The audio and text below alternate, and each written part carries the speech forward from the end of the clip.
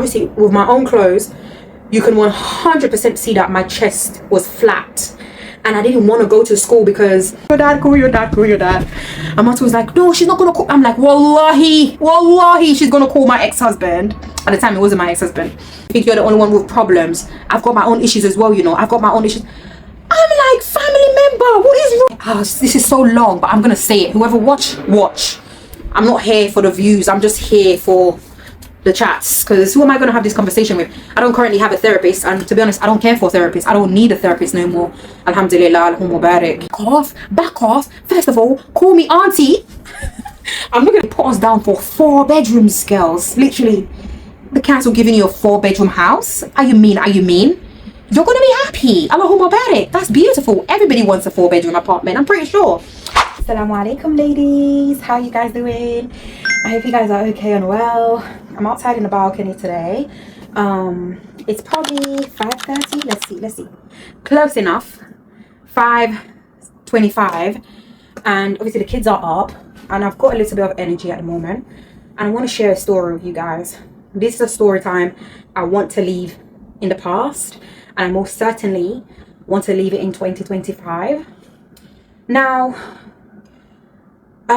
if you saw my previous video, I lost my cousin 2 days ago.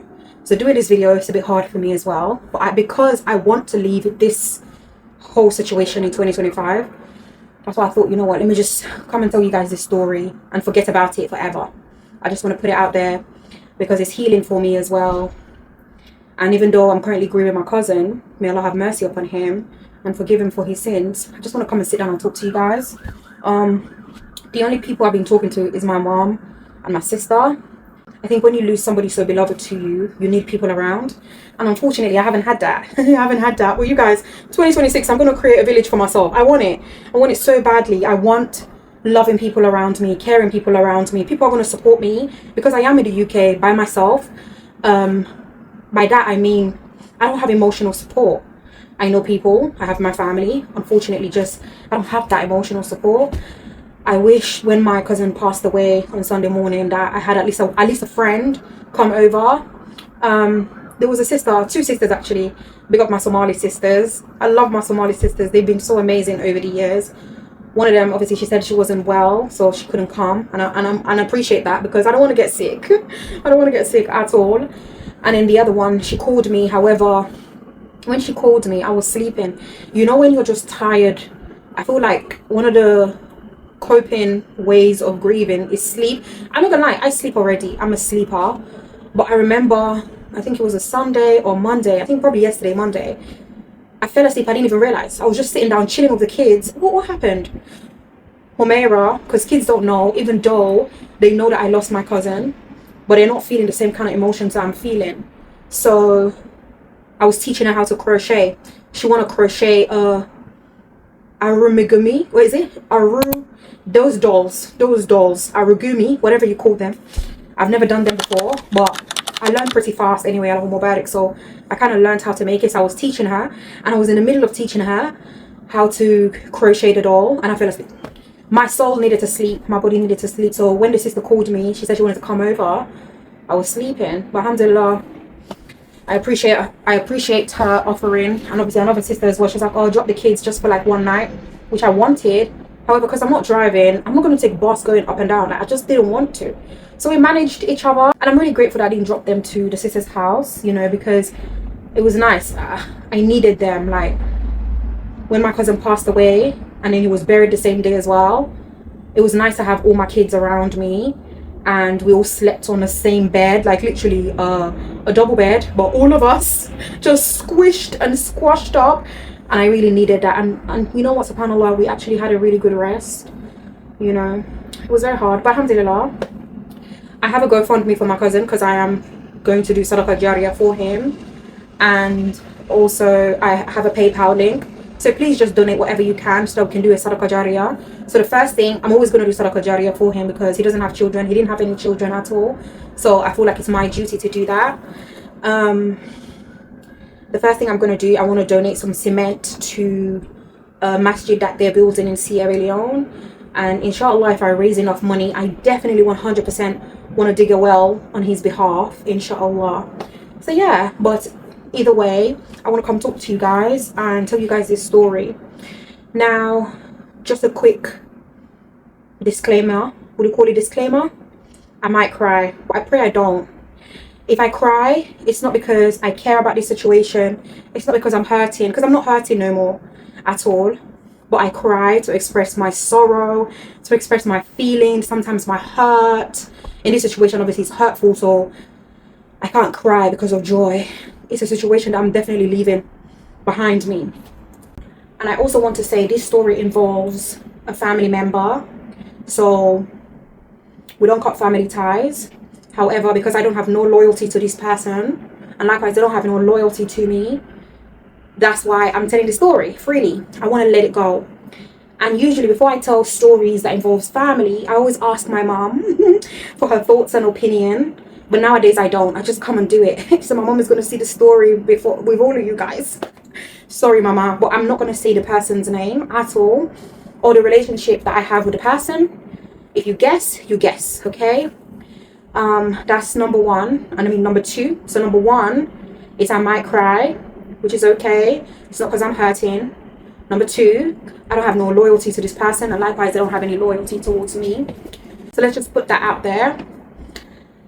And also I've chosen the most traumatic things that's happened with this relationship that I've had over the past 22 years, I would say, over the past 21, 22 years. I've listed at least 5 or 6 things that I want to talk to you guys about this story time, so that it's healing for me and letting go, and for you guys to understand why I've made the decision that I've made. I'm not cutting family ties at all. I'm not.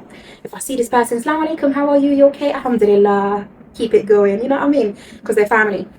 However, I cannot be hurt no more. I cannot be heartbroken no more. And I cannot be manipulated anymore. I cannot be treated like I'm an idiot no more. And I think I mentioned I cannot be bullied anymore, right? And also a lot of things. I might mention like maybe one thing that they did good for me. But the truth is, the reason why I'm here talking to you guys about it, the negatives outweighs the good.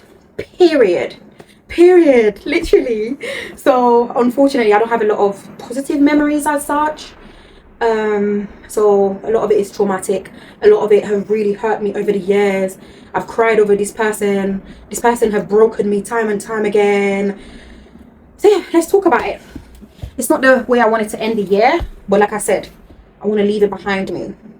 So obviously, usually I've got my tea, my coffees, a cozy vibes. That's why I got my dressing gown. I even got my, I shouldn't be wearing my house slippers outside, but because it's so warm, like I'm warm here. Obviously it's cold. It's very cold actually. So that's why we're just sitting here vibing, I guess. All right. So I decided today we're not having coffee. We're not having tea. We're having this unhealthy drink. The kids drink. Oh well, I'm a kid today. So yeah, let's get into the story. Now, so like I said, I'm not gonna say the relationship I have with this family member. I'm just gonna call them family member, okay? So I knew this family member from when I was in Sierra Leone. In Sierra Leone, we didn't have any problems at all. I adored them. I loved them. They were amazing. I thought they were beautiful, you know, and I was so proud that they were my family member. We lived 2 streets apart. So let's say they live on street 5, I live on street 7, like that, okay? 2 streets apart, but we never really saw each other often. Just once in a while, we might bump into each other on the road, or once in a while when our family member that we share would be visiting Sierra Leone, then I guess we'll all come together and we'll see each other and vibe kind of thing. I don't ever remember her coming to my place, but I do have memories of me going to her place a few times, you know. She definitely lived a better life than I did. She was definitely more privileged than me, but I was young. I'm young. They're like at least 6 years older than me. Alhamdulillah, I never compared my life to theirs, or I never wished that I had their life. I don't have any memories of it. There's a plane going right past. I don't have any memories of saying like if I wanted her life in any way. I don't have any memories at all. But I always used to admire the way they lived. They lived in a nice house. From what was apparent, they didn't have to go get water, and I had to get water. But I didn't want her life, basically, because I didn't feel like I fit in the family that she grew up in. I didn't feel like I fit in. So anyways, fast forward to when we came to England. I adored them still, you know, absolutely adored them. And I was so proud that they were my family member, and we didn't have any issues. Because I was 12 and they were like in their mid-teens, late teens, whatever the case may have been. But there was not a lot of relatability there. Is that a word? We couldn't really relate as much. Because I was 12 and they were probably 16, 17. So a 17-year-old is not really going to relate to a 12-year-old like that. You know what I mean? So yeah, life went on. And then shortly after, I moved in with them. I noticed that they started treating me differently.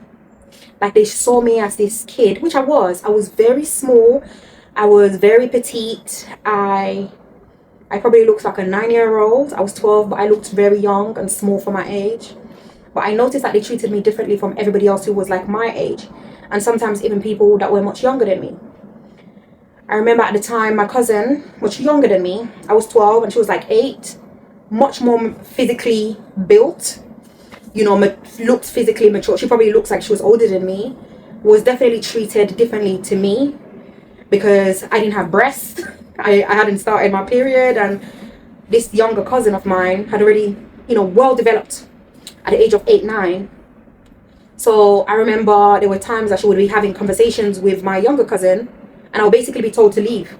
I'll be told to leave the room. Or she'll be having like conversation with my cousin, and as soon as I come into the room, she will basically stop talking. And I remember being this young thinking, why? I want to be part of the conversation too. I want to be involved as well. And I remember those days I felt really left out. My self-esteem started decreasing because at the time I came to the UK and I started fresh. I'm brand new slate. Self-esteem was probably high. It really was. My confidence was really high because I remember when I used to go to school, my dad gave me these really baggy trousers, and at the time wearing baggy trousers was not the thing.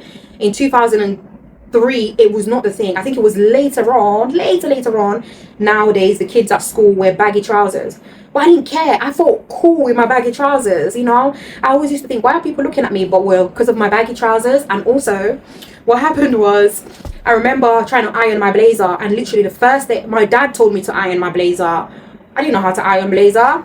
I was trying to iron my badge to my blazer, and if you remember, you can't directly iron your badge with the iron directly to your blazer. So I burnt my blazer, you guys, because how it should have been done is you basically get like a damp towel, or maybe like a baking paper, and then you iron your blazer badge onto it. So my badge was basically, my blazer was burnt, and I used to go to school like that because I didn't know any different. Like I didn't know about self-esteem. I just felt confident. I just felt, okay, I got my clothes is burnt. I was confident. But when she started treating me differently, that's when I started taking a bit more notice about myself. That's when I started noticing, oh, okay, I don't have breasts. My 9-year-old cousin has got breasts. Oh, okay, I haven't started my period. My 9-year-old cousin has started her period. And I started thinking, okay, maybe that's why. And I felt really alone during that period. And I remember, this is the first trauma, this is the first part of the story. I'm going to go in order of the problems up until recently. The most recent issue I had with her was in August 2025. So I'll go in order.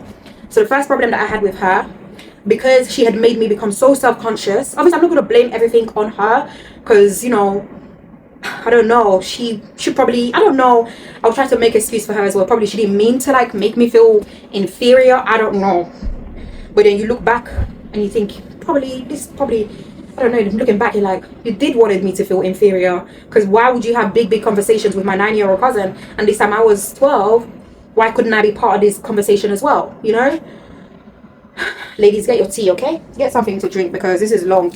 Go do washing up and listen to me or something like that, because this is a long story and I'm not going to cut it short. For me, this is healing as well. This is me letting go. All right, let me drink because I always say let me drink Bismillah. The drink is so nice, so yummy. Because I started feeling inferior, I started feeling like, oh, maybe if I have breasts, you know, I'll be treated differently. Because at school as well, all the girls were well developed in year 8. They were well developed, and I was not developed at all.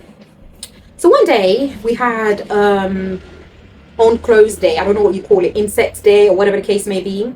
We had on clothes day, and obviously with my own clothes, you can 100% see that my chest was flat, and I didn't want to go to school because, you know, my family member at home was making me feel so less than, that I didn't have breasts, I hadn't started my period, so I didn't want to go to school and for the other girls to see that I am fully flat chested. So what I did, I took her bra, because we used to share a bedroom. I took her bra and I got tissue and I wore it and I stuffed it with tissue. But I didn't do it in a way where it's obvious. I did it in a way where, you know, like when a girl's breast is developing, like, you know, that, you know, without going into too much details. So like that. So it was just, even she didn't notice, because I remember either we went to school together or we came back home together. They didn't notice at all because it wasn't so obvious. It was just like a little dot. But then I had a bra on, and obviously I had tissue, I had wrapped tissue. This is so healing for me as well, so please just listen if you can, or don't. You're free to not listen. So I remember when we came home, me and my big mouth, I really wanted to trust this family member, you guys. So I told her, I said, oh, guess what? And then she was like, what? I'm like, I wore your bra to school today and I put tissue in there. I said, just so that it looks like I've got bigger breasts or something like that. I didn't want to go to school with flat chest. I didn't want all my friends to know that I had flat chest, because when I used to wear my jumper and then my blazer and then obviously my hijab, it used to cover my chest kind of thing. And I was just laughing about it because I really thought it was funny. And she didn't take it, she didn't see it funny. She didn't find it funny at all. She was very serious. And she said to me that she was going to tell my dad. Oh, and I'm not going to lie, those days I was definitely scared of my dad, you guys. So I begged her, I'm like, please don't tell my dad. Please, I'm begging, don't say nothing to my dad. I believe I said, I'm sorry, don't tell my dad. This is what I remember. But I don't know why. Part of me is like, Fatima, you probably acted like you was hard-bodied and told her to go tell your dad. But I'm like I said, I was scared of my dad. So there was no way I would have told her, go tell him then. Don't tell him that, I don't care. You know what I mean? Like, so I feel like I'm going to go towards me telling her not to tell my dad, because I knew how my dad was. My dad was very strict, and he was that parent that didn't question nothing. My dad, from when I was 12, he just thought I was a bad breed, like literally, you know. And I remember, obviously, she told my dad, and I got in so much trouble, you guys. I got in so much trouble. It was so bad. It was horrible, man. I remember I didn't say nothing to her after that. So this day we never really... No, I did. I must have mentioned it over the years, at least once. Like, this is what you did. And you made my dad acted beastly. That's basically how I would describe it. So that was very horrible. And I remember, obviously my mom used to find out everything that used to go on. And it was only very recently, a couple of weeks ago, a couple of months ago maybe, that I really found out. Because my mom obviously was like, oh, why did you do this to Fatima? Why did you do this to Fatty? Because Fatty told me what happened. And my mom told me quite recently, because all these years I went through, all my teenage years, my 20s, I didn't know that she even had this conversation with my dad. It was one time when I was venting to my mom that that conversation came up. And then she was like, oh, the reason why your dad acted like that, because I did ask him, was because if this school had found out that you wore a bra and stuffed it with tissue paper or tissue, whatever, they would have thought you were mentally disabled. They would have thought that you were mental. And I lost it. I think I started crying. I'm like, what? A'udhu billah, that's not the case. Even if the school had found out, they wouldn't have done nothing. You know how do you guys think I got that idea to wear bra and stuff it with tissue? School? You know, I'm pretty sure the teachers knew that girls were stuffing their bra with tissue, because at that time, at that age, everybody was a little bit, the girls at school, they were very boy conscious, they used to talk about boys all the time. So I think that they started becoming very aware of their body as well, which in turn I started hearing and I started picking up, because that's where I got it from. I didn't get it from nowhere else, because my sisters didn't do it. I never saw my sisters stuff up their breasts, you know, stuff up their bra, nothing. I got it from school. So the school wouldn't have thought that I was mentally disabled. The school wouldn't have thought that I was mentally retarded, or whatever the case may be. I wish that I would have preferred the school punish me or did whatever they had to do because of me stuffing a bra with tissue than what my dad did. I would have preferred that. Anyways, I vent to my mom. That's that. So from then, that's when I realized, oh my goodness, this girl don't like me. But because I always loved her, I wanted this family member to be like a mother figure, because they're older than me. You know, they're older than me. So even though she had done that, she had gone to tell my dad, and my dad had acted the way that he did, I still cared about her. We shared a room, you know, but we always fought, me and this girl. 6 years older than me. She'll fight me. She will make mockery of my appearance. She will say stuff about my toes. Literally every single thing. She will just nitpick everything about me. That's when I started becoming more self-conscious, and in a way I didn't think I was beautiful when I was younger. And the truth is, I look back and I'm like, you were such a beautiful little girl, Fatima. Allahumma barik. But when you have somebody who you look up to, somebody 5, 6, 7 years older than you, and then they're constantly telling you you're this, you're that, you're that. Oh, look at this. In our culture, at a time, in our culture, people provoke a lot. They provoke other people's appearance. That's how we bust jokes. I don't know, but at this time, things was a little bit different. It's different when it was coming from a girl, I think, you know, kind of, I don't know, it was just different. I don't know how to describe it to you guys. So yeah, that incident definitely changed everything. And I don't know, she just definitely showed me that she didn't like me. I actually, with all my heart, by Allah, Allah is my witness, everything I'm saying here is my truth, okay? I'm pretty sure she's got her own truth. I have no memories of when we were younger of her being nice to me, of her being kind to me, of her being respectful. I don't have no memories of it. You know, it was always her being moody towards me, always being disrespectful to me, you know, comparing my appearance to hers, all of that. And of course, I wasn't respectful to her. I used to fight back. Come on, what do you mean? Let's fight. You know, you want to fight me? You think I'm going to sit there for you to beat me up? No, we're going to fight. I mean, she'll beat me up. I don't know. I think like I'm strong, I'm not gonna lie. I actually don't remember her mashing me up. I don't remember her beating me up. We used to fight. If somebody's gonna bleed, someone is gonna bleed. Both of us will bleed. Someone is gonna get something to whack on you. I'm gonna get it. I actually don't remember her mashing me up. I don't. Maybe it happened. Maybe it happened because, like I said, she's like 6 years older than me. Maybe it happened. I don't know. But yeah, I fought back. Okay, so of course you're not gonna respect someone like that. So I didn't have no respect for her. You have no respect for her. What do you mean? Always comparing my appearance to yours. You must feel really inferior to compare a 12-year-old, a 13-year-old's appearance to yours. You must feel really inferior to mock a 12-year-old's toes and all of that. Something that I'm not in control of. You must really feel inferior because you were like 16, 17. Like, did it make you feel better? Maybe. But it definitely didn't make me feel any good, because that's when I started becoming so conscious about everything about myself, you know. That's how it all began. But I didn't have nobody to talk to. I had another family member as well in the house. I didn't talk to her about this. We didn't talk about it. Like in the house, we never grew up talking, like conversing, expressing our feelings. It was just something that we didn't do. We didn't do it. You know, because even though, like, yes, maybe sometimes when we were fighting, maybe the other family member would try to stop it. I don't remember.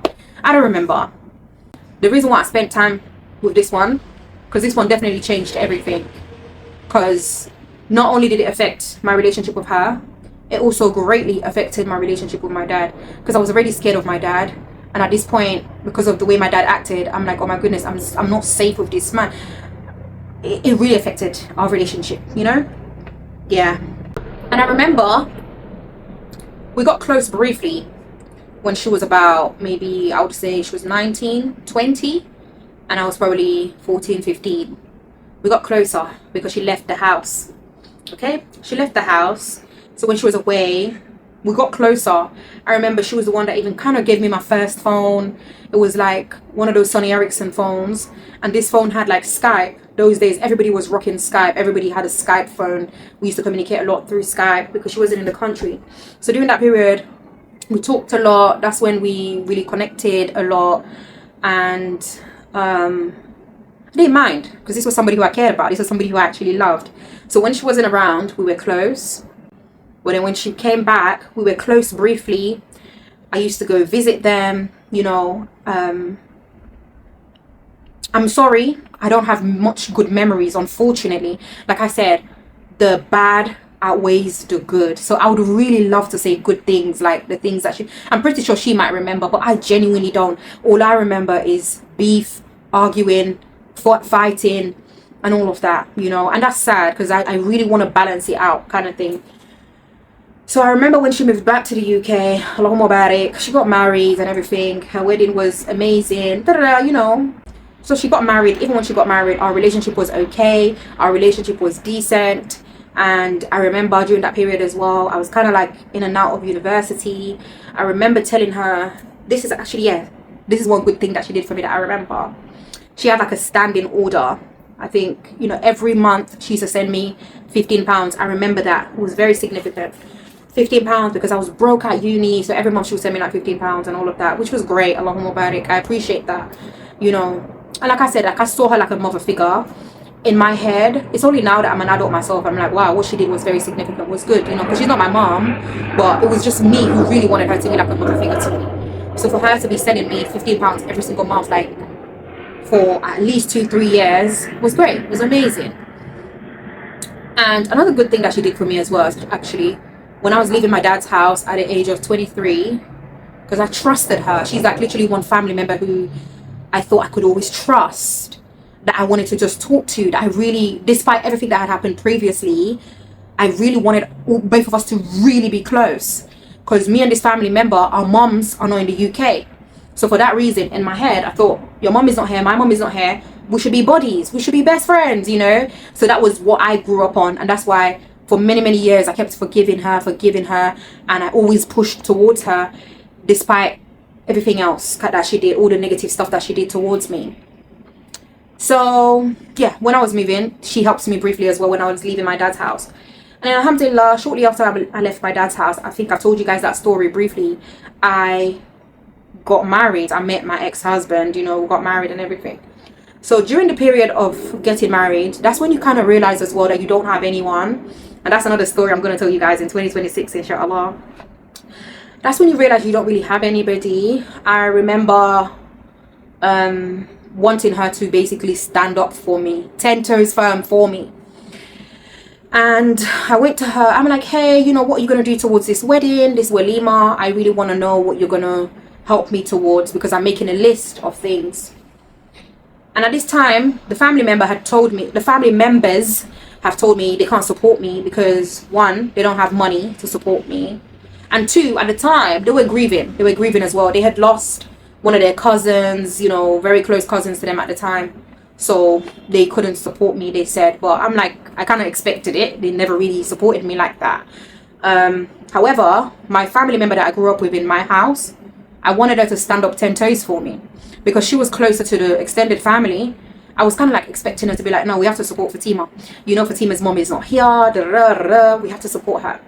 With that being said, I also wanted her to be like, hey girl, this is what I can support you with. What have you sorted out? And at the time I had sorted out cake, I had sorted out food, and I wanted her to sort out something. I don't know, maybe drinks, something significant, or maybe the invitations, or maybe pay towards the hall. And she said to me, firm and bold, in a very, the word is in my head, I can't say it, but let me just say the word, that's easier for me to say. In a very nonchalant way, I think, yeah, that's the word, nonchalant. In a very nonchalant way, I'm not going to get you anything outside of the family. Whatever I'm going to do towards this marriage is going to be with the family. That broke my heart deeply, because she's always known that I've never had close relationship with my family. Like, this was no fake news. This was not something that was even pretense. It was known. Like, the thing is, yeah, my paternal family made it very clear that I was not their favorite niece. I was not their favorite grandchild. This was something that was apparent. So I was so shocked. I was so disappointed. But all I said was, okay. And I remember venting to my sister, who actually helped me at the time. My other sister, Allahumma barik, she really helped me. Because I didn't know who to go to. She was the only one, my other sister, she was the only one I could go to. And I've always trusted that's this sister. And this is another story time that I would really love to have, because over the years, I thought my sister, who really helped me with my wedding, I've always thought we were like this. But in reality, to her, we were like this. But at the time with me, I didn't know how to read people. I didn't know how to read anybody who cared about me. But my sister, Allahumma barik, she really stood up for me during my getting married and all of that. She really supported me. Even her mom came on board. This is a proper story time. You guys would love to hear this story, because I remember my other sister, when I went to her and be like, hey, my family member said she can't really support me. She's going to support me with the extended family, but the extended family are telling me that they can't support me, they don't have money. You know, but here she is, she's going to do whatever she's going to do with the family. And I went to my sister, I'm like, I need your help. We need to sort out food. Don't worry about clothes, I'm going to sort out clothes, you know, wedding dresses and everything. I'm going to sort out the whole, but I need you to help me with a list of things that I need to do. And my sister came through. She gave me a list, she helped me with food and everything, and everybody came through. Even, like I said, her mom proper came through.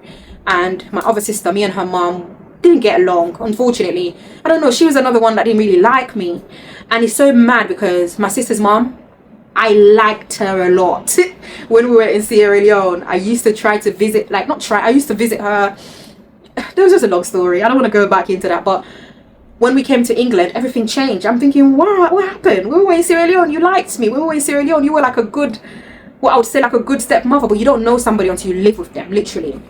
So my other sister really helps me a lot. But it's, like I said, it's a story for another day. Now, my other sister obviously basically took charge and helped me with everything that I needed. At the time as well, I had friends. I had friends. Not gonna lie, these sisters definitely stood up for me and everything. So the sisters that I had helped me. You know, I had sisters who helped me find a dress, who helped me find fabric. Even one of my other auntie as well. I remember she coming to a fabric. People came around. People came around, and I also went to the masjid that I now talk about. Be like, you know, I don't fit into this masjid. At the time, I also went to these aunties in the masjid, you know, because there were aunties in the masjid who I trusted. There were aunties who I felt safe enough to go to and be like, yo, auntie, I'm getting married. I need you lot support. You know what I mean? So I did went to these aunties, and I'm home about it. These aunties as well, they came through. They really supported me. And also at the time, I had another community, like the Ugandan community as well. The Ugandan community came true from you guys. I got stories for days. The Ugandan community came together and everything. So alaikum about it. The wedding was lit. Everything was amazing.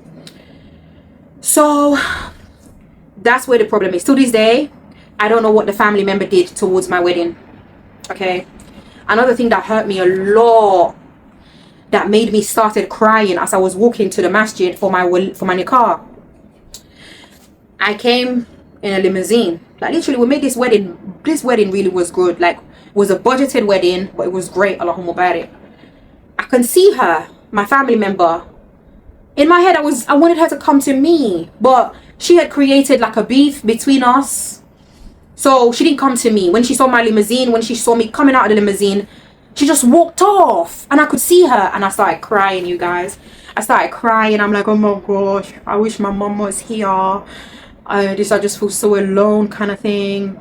There is nobody to really like support me now. My family member who should have come to me and embraced me and give me a hug, she literally just walked past me as if she can't see that I'm here, as if she can't see a limousine. Like, she went. And I remember when I just tried to dry up my eyes and be like, you know, I got this, I'm bossing this.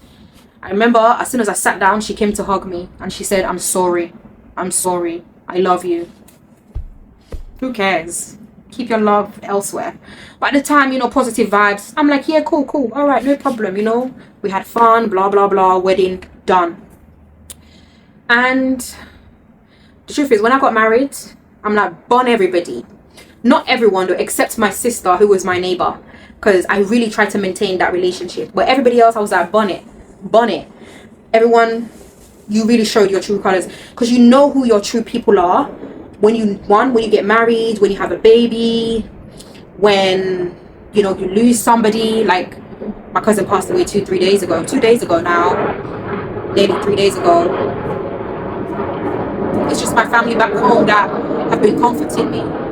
You really know who your people are when, number one, you get married, you have a child, you go through a divorce, you lose somebody, you're grieving, all of that. So yeah, when I got married, I really realized that Fatima, you got nobody. And even one of my auntie who was really, I loved her. That relationship definitely pained me when I lost it. Another story time. I said, bun everyone. So when I got married, it was just me and my husband, blah, blah, blah, blah, blah, blah. And the thing is, one thing that you should never do, ladies, is really tell a man what your family dynamic is like. Because if he's a narcissist, like my ex-husband was, he will 100% use that against you. Always and forever, you know. So I thought he was a safe person. So that's why I said, okay, well, we're here now. We're going to start our own family.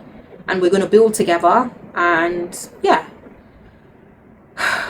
A year after getting married, another trauma coming up, I had my baby. I had my daughter. I actually don't remember if she reached out to me when I had Humaira. I don't remember. I don't. I think it was me. I actually don't remember. Maybe she did. Maybe she did reach out to me. Because when I had Humaira, I met one of the family member that I called on my paternal side. It was always my grandma. Always. May Allah have mercy upon her. So I'm pretty sure she told her, and she probably might have texted me, or I don't remember. No memories of it. Because when I had Humaira, postpartum depression, I definitely had it, you know. So I don't remember a lot of things. Now, I didn't see her. She didn't come to visit me. She didn't come to visit me at all. I remember having like a little akika, a little party for Humaira. None of my family members came. None of my family members. She didn't come. I thought she would come. I really thought she would come. Didn't come. Didn't see my baby. Didn't meet my baby until... I don't remember. I don't remember when she met Humaira. I don't remember. But it was definitely over 13 months. Because I remember one time, I don't know how the conversation came up. I was talking to my dad. I'm like, so-and-so hasn't even come to see me. And my baby is 13 months old. 13 months old. So it was definitely over 13 months when Humaira was over a year. Now, fast forward, Allahumma barik, she had her baby.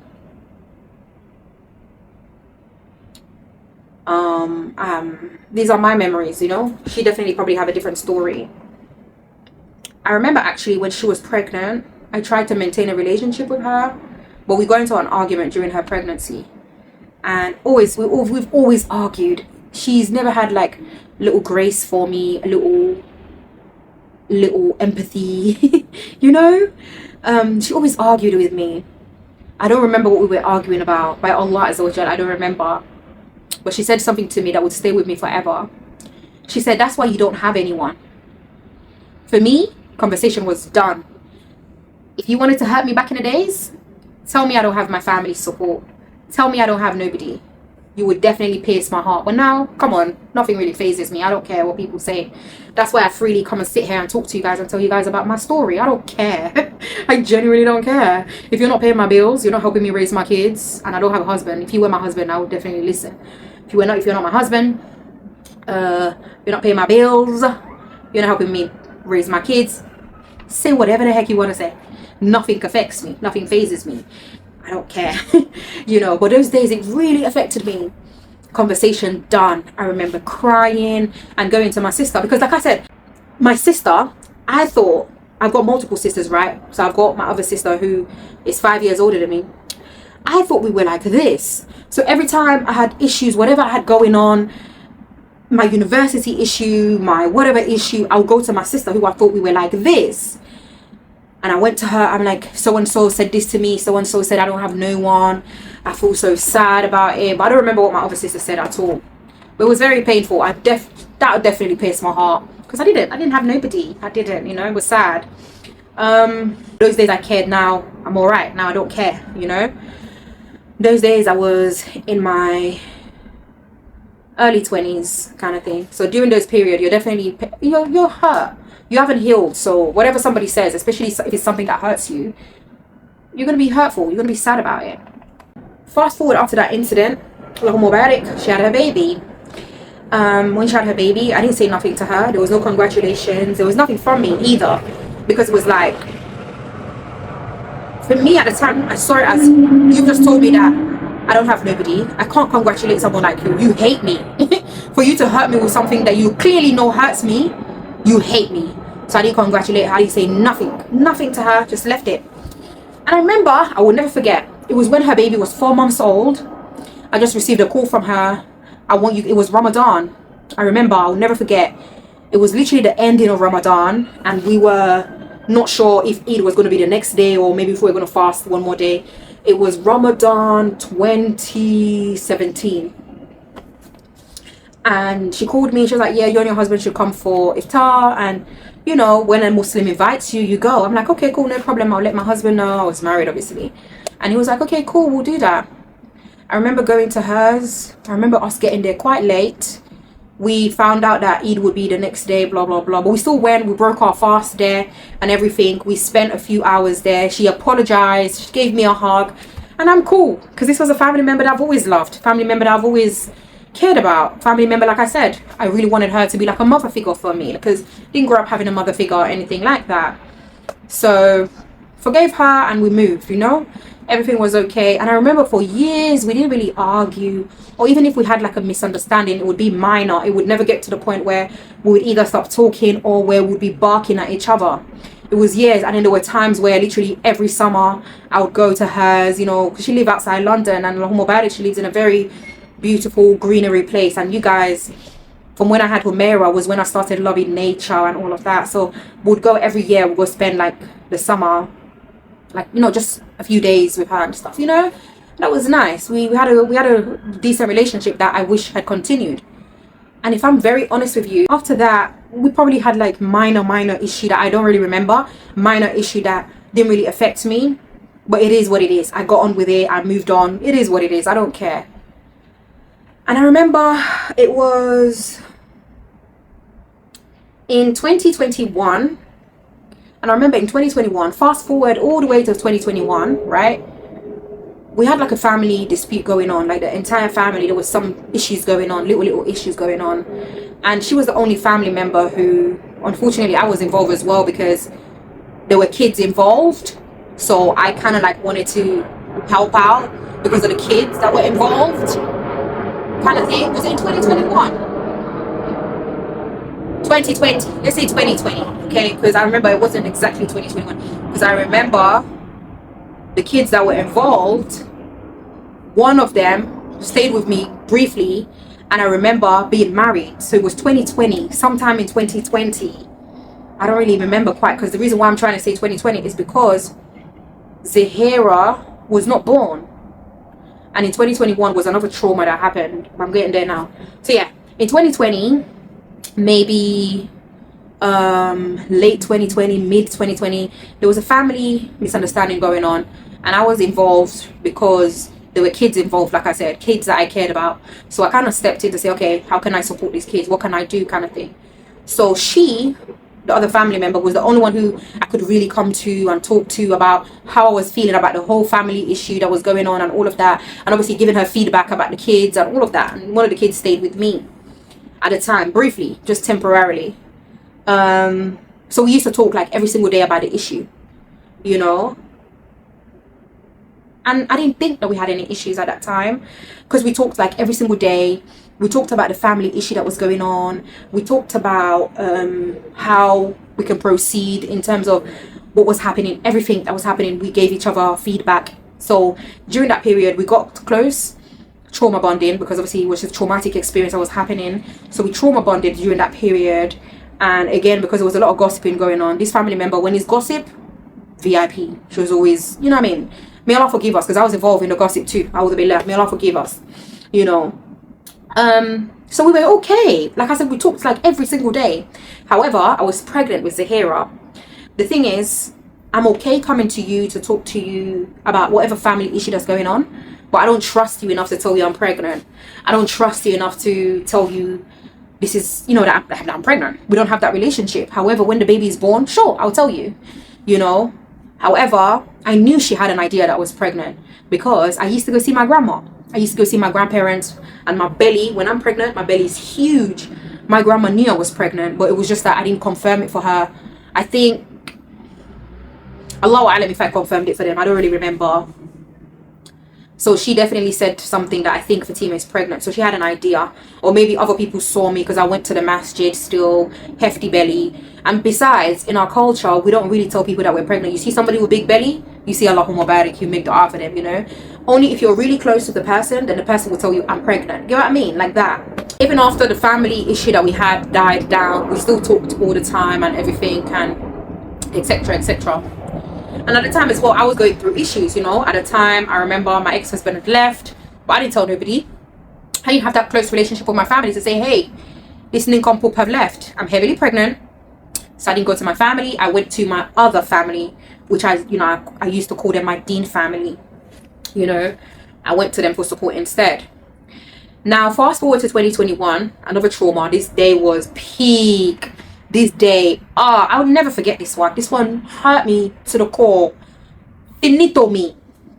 Now, I knew I didn't want the kid's dad in my labor room. I knew after I had my baby, I'm not going to call this idiot because I didn't want him. I didn't want nothing. I didn't want nothing because I didn't feel safe with him. I didn't want to tell him nothing. And also, I'll go into it briefly. Me and my mom, we had some sort of issues because clearly we come from a background where divorce is something that's non-existent. Women barely leave their men. The man would be cheating. A woman will not leave. A West African woman will not leave. The man will not be providing. It will be the woman providing for the man. A woman will not leave. The only time that marriage might come to an end is if he leaves. Right? So of course my mom didn't want me to leave. My mom didn't want us to get a divorce. And the kid's dad, like right now, it's dark, right? You guys can clearly see it's dark.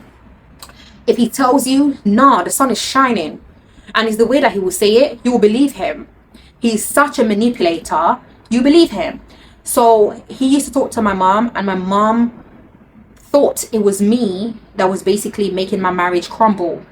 So unfortunately, because of that, me and my mom, we had a bit of misunderstanding. And when I had Zahira, yes, my Dean family were there from the get-go.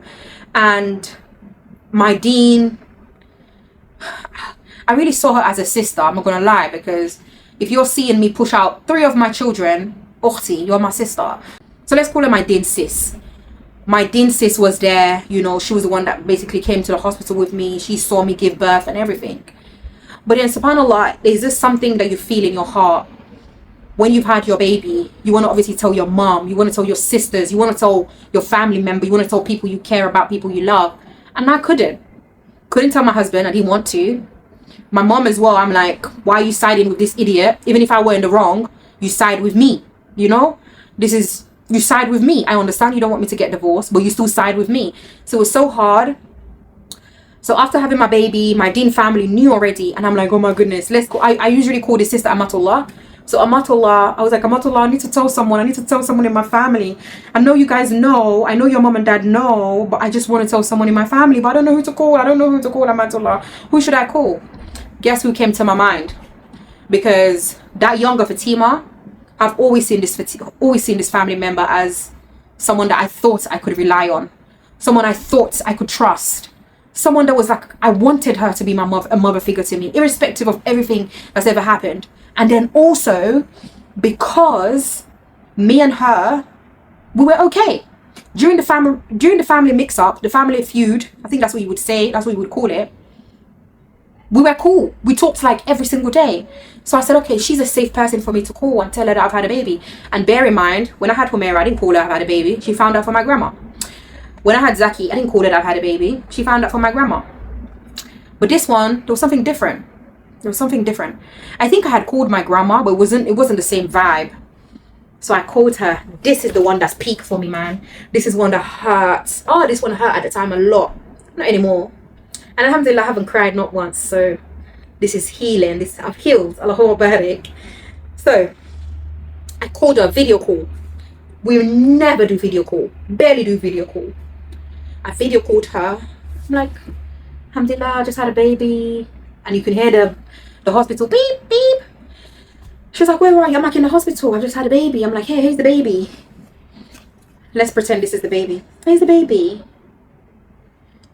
I'm not gonna lie, the time I called her was like around 8 something. She was sleeping. I could clearly see she was sleeping because she answered the video call and I could see that she was in bed. I'm like, here's the baby. Here's the baby. Oh, I'm too tired. I'm too sleepy for this. I can't be bothered right now. I'm like, what do you mean? Why are you acting so odd? I've just had a baby. I'm showing you my baby. And then alhamdulillah, her little daughter was there to basically not make the situation so awkward.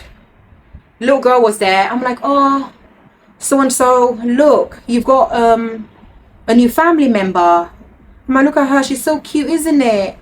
I'm like, oh, see, Allahumma barik, she mashallah. Like, you know, like kids, you know, encourage them, you push them to say mashallah, Allahumma barik and everything.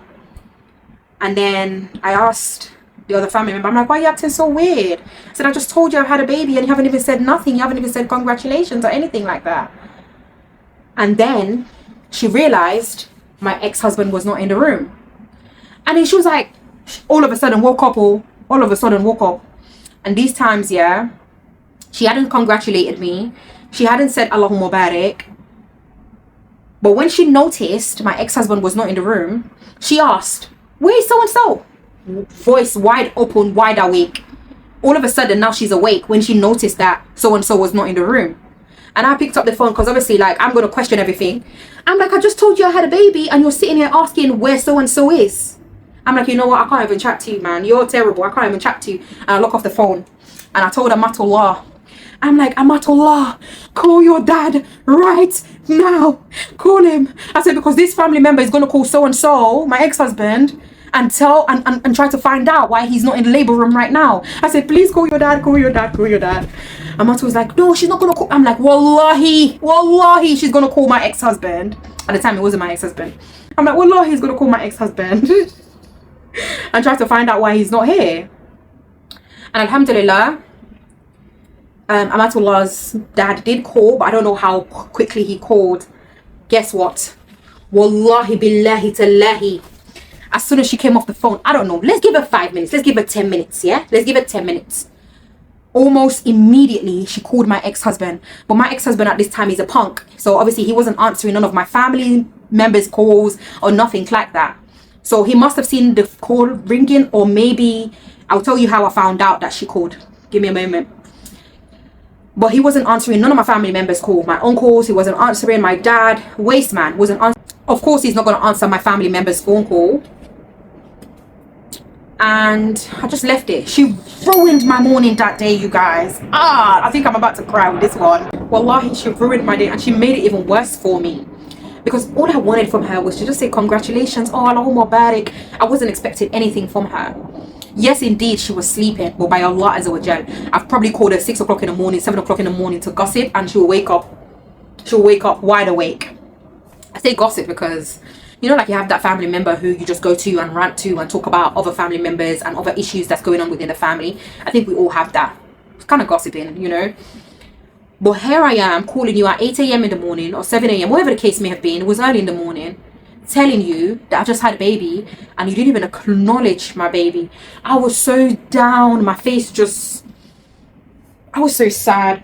I remember when they were moving me from the labor room to, you know, the recovery place. I think that's what you call it. I don't know. You know, like you have the labor room where you have your baby. And then after that, they transfer you to the other ward. My face was just down like this. I was so sad. My mom didn't know I'd had a baby. My husband didn't know. But they suspected I had a baby because I literally had Zahira on my due date. And obviously my ex-husband knew my due date. My ex-mother-in-law also knew my due date because she was counting down with me. So they were probably thinking, has she had a baby? I don't know. Nobody knew I had a baby. It was such a difficult day that day, man. Like, yeah, Allah tested me, man. Allah tested me. But alhamdulillah bi khair. We thank Allah for everything. Allah tested me. Allah tested me that day, man. But I kept going because, you know, Allahumma barik, Allah has made me really resilient. And Allah has just made me to keep going. Like, Fatima, don't give up. I've got you. So anyways, alhamdulillah, Amatullah stayed with me for a couple of hours. But at this time, Amatullah was tired as well. She had literally left work. It was like, she came with me to the hospital maybe 3:30 in the morning. So may Allah reward her. May Allah really reward her. Like, it's just crazy how later on she told me she didn't see me as a friend. I'm like, why? I mean, I don't remember asking her why. No, she did tell me. Apparently I was judgmental, but I promise you, Allah knows best. I didn't judge her. She basically judged herself and thought that I would judge her. Like, like, you know, because like for her to have done that for me, that's deep. Like, I don't know. It's weird. It's really, really weird. Till this day, I don't try to make sense of it. Because it's like, you left work, You left your opportunity to make money to come with me to hospital, stayed with me. I remember she even went to go get, like, you know, she's, every single time I've had a baby, she always gets the balloons for me, you know, probably got me drinks. I remember probably from Marks and Spencer's, because you know that Marks and Spencer's in hospital, isn't it?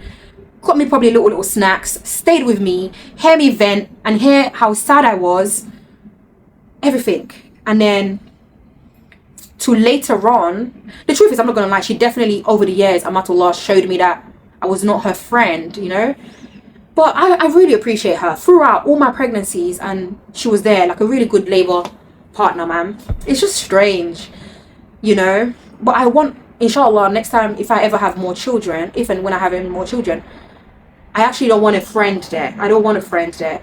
I would have rather be, even though I pray to Allah that no woman ever goes to labor by themselves, I would have rather been alone in labor than have somebody who I saw as a sister, but in reality was not my sister. Like, she just was just helping me because I didn't have nobody. I didn't have no one. But may Allah reward her. Allah definitely blessed me with them for a reason. And I guess when Allah probably thought, you know what, Fatima, you don't need them anymore, Allah basically put that relationship to a stop. But alhamdulillah bi khair. We thank Allah for everything. So yeah, Amatullah spent time with me in the hospital, and then she left just before midday, you know, because she needed to sleep, you know. She was tired. I'm like, yeah, go and sleep, and then you can come pick me up hopefully later, because I was hoping that they would basically discharge me the same day, which they did, because everything was fine. Baby was fine. I was fine. Beautiful, healthy labor. I'm going to talk about that story in my other channel, inshallah, my labor and delivery story. Now, this family member called me like around 12 o'clock, maybe 12:30. I would hope they said Asalamu alaikum, but I don't remember. I don't remember them saying Asalamu alaikum. I picked up. I didn't ignore it. I picked up. Hello. What do you think this is? This is what she said to me. What do you think this is? Do you think you're the only one with problems? I've got my own issues as well, you know. I've got my own issues. I'm like, family member, what is wrong with you? I just had a baby. And you're here telling me you've got your own issues, that you've got your own problem. I said, family member, all I really wanted is for you to just say Allahu Mubarak and congratulations. Yeah, but I got my own issues. You don't know what I'm going through as well. You don't know. I'm like, you know what, family member, I can't talk to you right now. I'm sorry, okay? We can't chat. Put the phone down. Put the phone down. And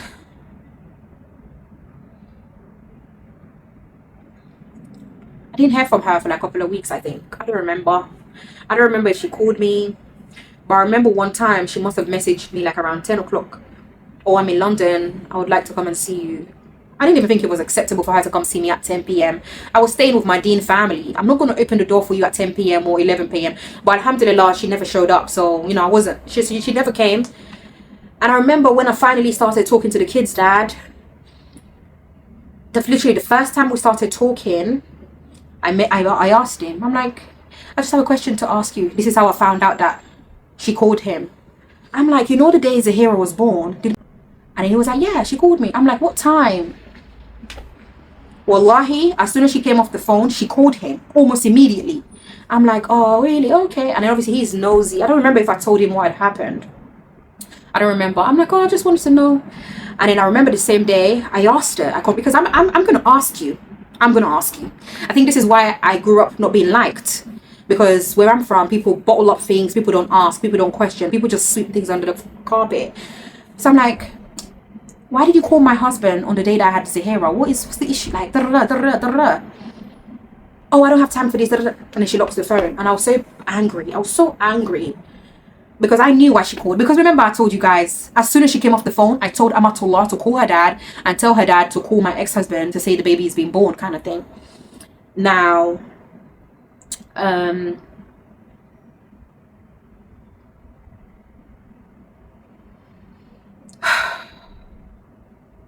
of hard, this part of the story. This one was very hard for me because I was already going through what I was going through. I was postpartum and everything. So I just left it. I didn't say much. It is what it is. It's happened. But I kept probing. I kept asking. And then one day, she finally kind of told me and said, because I didn't believe you were in the hospital, I thought it was a prank. What? What? You know what I want to say? I can't say it because obviously, if I was chilling with you guys and we're all vibing, I would have said exactly what I want to say. But this is internet. I was like, what, brother? You can see me in hospital. You can see me in a hospital bed. You can see me in a hospital gown. You can see a baby, skin baby. The baby was still not clean. You know, you can see fresh blood on the baby and everything. Like, she wasn't 100% clean. And you are telling me, I'm going to prank you? Does our relationship involve pranking? When have we pranked each other like this? What kind of pranking? So you think I'm a stupid, huh? I'm like, what? I'm like, you can say that was a baby. I didn't argue too much because I knew she was lying. Liar. I knew you're lying about pranking. You can see there's a baby. You can see there's a nurse in the room. You can hear the hospital going beep.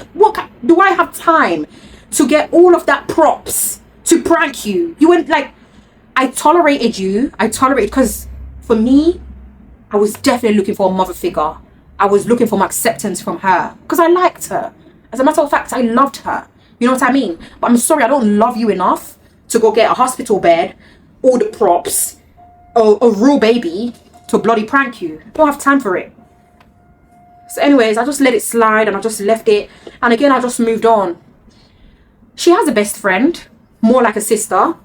Very close to her, this family member is close to her friend kind of thing. Her sister, you know, not blood related, but let's just say their sister. But you see this sister of hers, I also kind of had a relationship with her. I liked her a lot. So I remember even when I was in my marriage, this sister of my family member, I would reach out to her sometimes and ask her, let's call her Alima. And I'd be like, Alima, this is what I'm going through. Because she was much older, much experience when it comes to marriage and, you know, beef and relationships and all of that. Marriage issues, I mean, my beef. What shall I do? So Halima used to give me advice and everything. And I remember even I was close to divorcing one time. I asked my ex-husband to divorce me. I reached out to Halima. And I remember Halima just giving me advice and just talking to me. But I always used to tell Halima, but please don't tell my family member. And inshallah, Halima never did, you know. So I trusted Halima. So when I was healing, my healing period, this is another trauma for me. I was broke. I was paying for 2 different therapists. I was also healing spiritually. So I couldn't reach out to my family members, unfortunately. But I knew I could feel safe with Halima, right? To at least ask her to pay for at least one of my sessions, which was what I called Halima for, not gonna lie, exactly that. Called Halima. I'm like, Halima, this is what I've been going through, XYZ. I need your help. But you know what Halima did? Halima was like, call your family member. I know your family member will support you. I know. Trust me. And because Halima and my family member are like sisters, I trusted Halima straight away. I'm like, are you sure, Halima? Because obviously I trusted Halima. I felt safe with Halima as well, kind of thing. Are you sure, Halima? Are you sure? And then Halima said, yeah, trust me. I know. Trust me. Believe me. I'm like, okay, cool.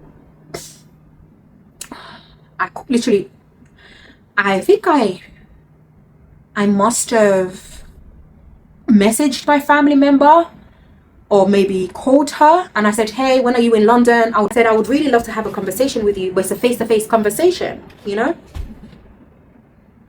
And then she was so impatient. She had an idea that I was going through something because at the time I was somebody who, you will know I'm going through something based on my statuses on WhatsApp. So she had an idea, but she didn't know exactly what I was going through, you know? She was like, no, I'm not going to be in London anytime soon. Just FaceTime me. Just call me on video and tell me what's going on. I'm like, no. And then she persuaded me to just call her and just tell her. So I did video call her. And I said, look, I'm divorced. I'm alone with the kids. I need help. I need your support. At this very moment, I need £50 for this reason and that reason and this reason. So I really want you to support me with that now, please. And then she told me she couldn't support me, she didn't have money at the time and all of that. And I was like, oh brother, I've just told you and now you can't really help me, kind of thing. Because at that time I was definitely looking for financial support. And then she directed me to my other family member and said, go and ask this auntie and that auntie. I know she will support you, I know. But it's like, what do you mean? Like, you're saying it so certain. You know I'm not close to the family. You know the family will not support me. She's like, no, I know this auntie will help you. Me and my dum-dum, I was definitely looking for support. I was definitely looking for help. So I did reach out to this family. To this day, as I'm speaking and vibing with you guys right now, I didn't receive the support that I needed. Not from one of the family member, and not from the other family member that she told me to go to. Both of them. To this day, no problem. And I'm like, okay, fine. She's not going to support me financially. I still need help. I told her, I'm just with the kids. I still need help. And the thing is, we come from a family where we don't exactly say what we need. We would rather tell other people what we need than our own family member. Like you see this family member that I'm talking to you guys about now. I'm pretty sure there are people out there she would basically explain A to Z to. But when it comes to me, for example, I know nothing about her. Nothing. If I know anything about her, it's maybe things that I've found out from other people, but she's never come to me to like confide in me and talk to me. I think this is why I thought it was normal when Amatullah, you know, the sister who was in my labor when I had my babies, Amatullah as well, I didn't know nothing about Amatullah. Amatullah never confided in me. So I think in my head, my subconscious mind thought it was normal because I had this family member who I looked up to so much, who didn't tell me nothing about them. To this day, I don't know nothing about this family member. And I remember confronting her once and being like, why, how come I don't know nothing about you? And then she was like, basically, she explained to me, I'm not going to quote word for word verbatim, but she said, because I'm older and I've always wanted you to see me as the older one who don't have issues.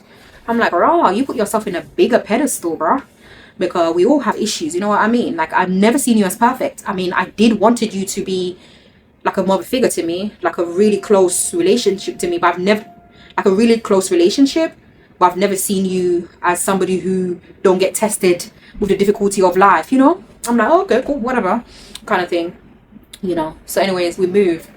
But you know what she did do? She didn't have the £50 that I came to ask her for, but she ended up paying £80 in a restaurant. She invited me, Halima, her sister, like her sister from another mother kind of thing, you know, not blood relation, and then one of my other cousin who was visiting the UK at the time. I mean, it was nice, but that's not what I needed. I didn't want to be in a restaurant. I didn't want to be with I didn't want to. This is why I emphasize on, if somebody comes to ask you for help and they've told you what they need, I'm sorry, you have no choice but to help them how they are asking. If you can't, then simply say, you know what, I cannot help you with this. You know, but don't help them how you think they want. Like me taking me to a restaurant and spending more than I initially asked for. I didn't question it. I didn't say nothing, but I was not happy about that. I wanted the money because I needed it to invest in my healing. But again, if you ever come close to me, I would prefer you to say, I can't help you, than you taking money, helping me how you want to. Because the thing is, with me, everybody's different. I won't appreciate it. I would have preferred that money that she spent for the dinner that evening. I would have preferred if she had given it to me. That would have made a world of a difference. But this is just me. I guess you might say ungrateful fats, ungrateful for team. At least she took you out. I don't know. Call me ungrateful. You know. Okay. Now, we move forward. After telling her that I was divorced, I never saw her. I was waiting for her. I knew she came to London at least every 2 weeks, at least every week. In fact, at the time, that's what I knew of. Could have decreased, I don't know. But let's say every 2 weeks. Let's give her that. At least every 2 weeks she was in London. I was hoping she'll come to me. I was hoping she'll come and see me and the kids. And after I told her that I was divorced, I kind of spoke to her like nearly every day. I felt comfortable enough to call her, talk to her. She knew what I was going through. There was even one time where she was on the phone and she actually heard the commotion between me and my ex-husband, because at this point, when narcissistic men know you don't have nobody by your side, they become the worst abusers on this earth. So this guy was literally abusing me left, right and center, emotionally, verbally, right, psychologically, because he knew I didn't have nobody there. And she definitely witnessed one of it. And I actually remember her not really saying anything to comfort me. She was just there listening to what was going on. By the time, you don't care, you just want somebody to listen to you vent and all of that. And I think it was 6 weeks after that, I told her, I called her. I'm like, I'm really disappointed. At this point, I was crying. I'm like, rah, I told you about 6 weeks ago that I got divorced. You said you couldn't help me financially. Didn't you think that I need you here? Didn't you think you should come to me and see me and my kids? Didn't you think, oh, let me cook one lai pepper soup for my family member? Didn't you think, let me do something? My mom is not here. The ex-husband, who was my family, my only family, have left. And it's just me and the kids. And at the time, obviously I had my Dean family. But I really yearned, I really wanted my own biological family. And what she said to me? Again, another one. I've got my own issues. I've got my own problems going on and stuff like that. I thought me being on the phone was enough. I'm like, really? I'm going through a divorce. It's just me and the kids. I've gone through a divorce. Like, I'm divorced. You think you being on the phone was sufficient? Yeah, she really said that. And one thing about this family member, never ever took accountability. Never. Maybe once, that time when she invited me to her house. Remember, I told you guys already, maybe once when she apologized for her mistakes and her wrongs and everything. But then after that, she finds it really hard to say sorry and take accountability. Instead of saying, my family member, I'm sorry, I should have been there for you. I should have come to see you and the kids. I should have come to help you cook. I should have come to help you tidy up. I should have taken the kids for a couple of days. You know what she did? She brought up something that she didn't even back up with evidence. I'll tell you guys. She was like, yeah, like you too. When I didn't drive, you always used to say, oh, tell your husband to drop you. Tell your husband to drop you. I'm like, and so? What do you mean? What's the problem? What's the problem of me saying your husband should drop you? Yeah, that's something. She said something. But because I was just in defense mode, like, go on, elaborate. What do you mean? Yeah, tell your husband to drop you. What's the issue?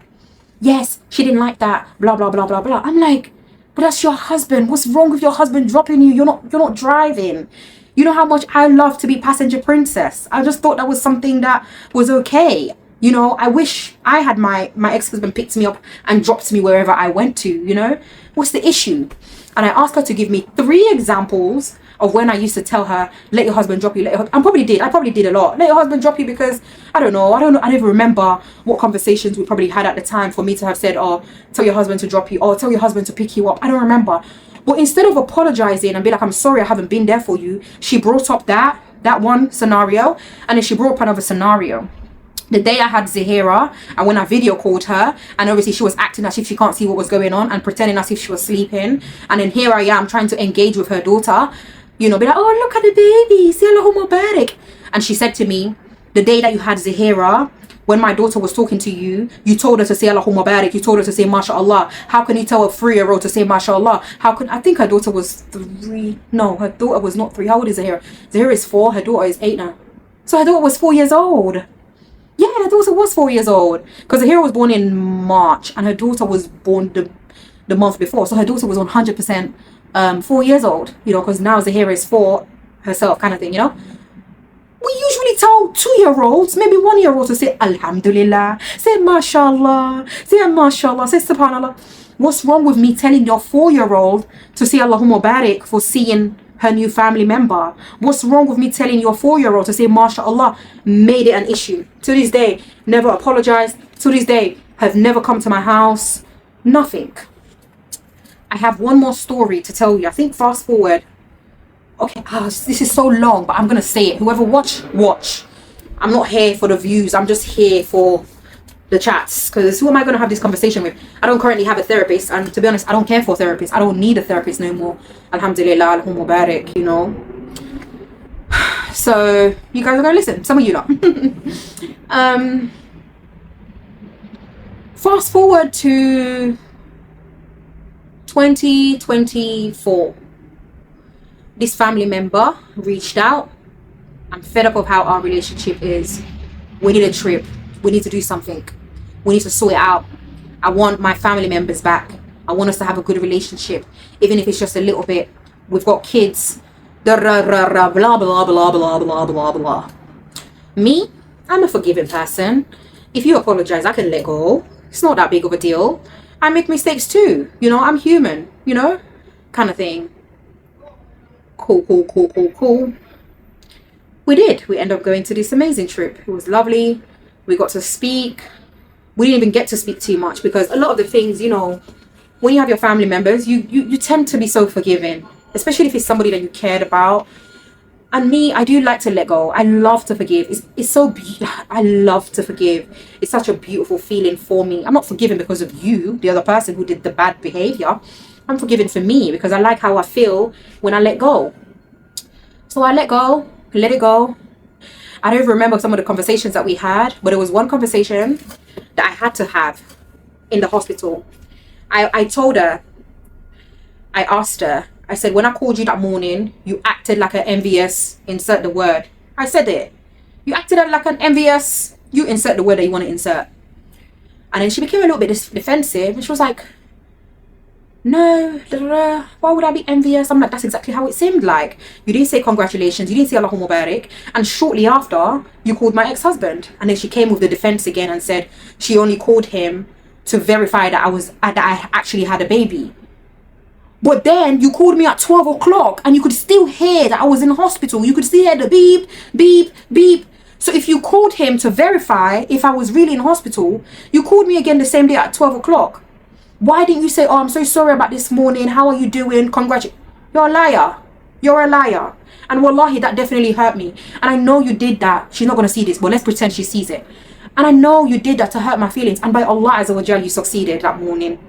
By Allah Azza wa Jal, you succeeded that afternoon. Because I was already so vulnerable and I needed my family. And I thought you were a safe person. I thought I could come to you. Unfortunately, I couldn't go to my other sister, you know, the one that basically helped me with my wedding. I couldn't go to her because me and her, we had our issues for many years. Didn't have to drag on for many years as it did. It's just so much that's gone on. And for me, this is healing. For me, this is letting go. But guess what I'm not going to do? Wallahi, I'm not going to beg love anymore. I'm not going to beg nobody to be around me no more. There's nothing wrong with me. It's this individual who chose to be bad mind to the lone wolf. Because I've been a lone wolf. I've never had anyone who have supported me, who have genuinely loved me and never left me, apart from my mom. Because even look at my Dean family. They were my family for 15 years. They helped me fill that void. And they left me. Well, it was me. I left when I realized that, you know, Amatullah was not my friend because we can't pretend. We can't fake. You reach a certain age where you can't fake no more. So you lose all of these people, you know, when you're the lone wolf. People want you to beg. People want you to bow down to them. People want you to just licky, licky, batty, batty. And unfortunately, I don't have that personality. I did, and I only had that licky, licky, batty, batty personality if I really cared about you, if I really wanted you in my life. But the truth is, yes, I do want people in my life now. I do care about certain people. But by Allah, I'm not going to beg it no more. I'm just not, you know? So there was nothing wrong with me. It was just that when you don't have that support, when people see that you don't have people who love you and care about you, they definitely treat you badly. Because now, as somebody who is nearly 35 years old, I look at myself and I be like, Fatima, there's never been anything wrong with you. It's okay that you questioned everything. It's okay that you was defensive a little bit, a lot actually, because you were defensive because you were protecting yourself. There was nobody to protect you, and that's okay. Don't penalize yourself for all of the things that you did that people deemed wrong. It was a protection for yourself, you know. So there's nothing wrong with me, and I know that. I know I'm an amazing person. I know it. It's just that, unfortunately, Allah has just not blessed me with people who have stayed.